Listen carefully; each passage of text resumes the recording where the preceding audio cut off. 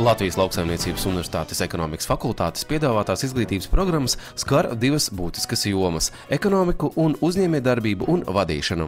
Līdz ar to studiju programmas ir pilnībā pakārtotas šīm divām sfērām.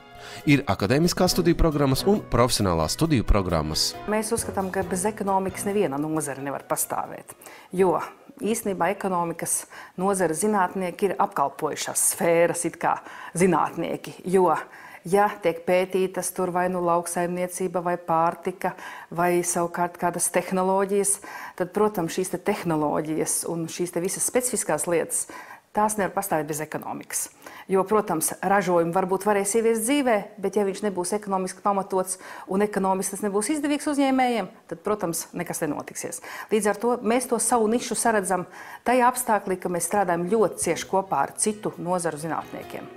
Kā reāli dzīvē notiek šī zinātniskā darbība? Tiek veidotas tādas zinātnieku grupiņas, kur, teiksim, mācības spēks ir priekšgalā, tad viņš piesaista savus maģistrantus vai doktorantus, protams, startējam konkursos uz dažādiem projektiem.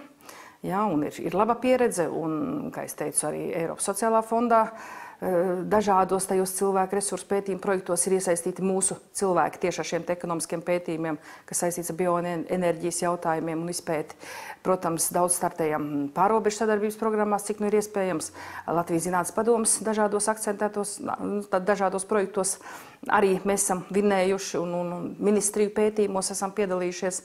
Tā kā tās jomas ir ļoti plašas. Un tās mūsu zināšanas tiek liktas dzīvē un praksē tiek pielietotas. Un galvenais jau, kad izpētot kaut ko dziļāk šajā konkrētajā zinātnes jomā, ir iespējams arī pēc tam pilnveidot studiju kursus.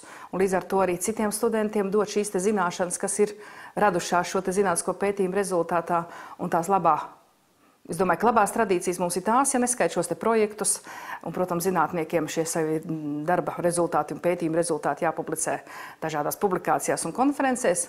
Un tad tā mūsu tradīcija ir tā, ka katru gadu aprīļa beigās notiek mūsu ikgadējā starptautiskā zinātniskā konference, tad mēs uzaicinām savus draugus un kolēģus no citām valstīm.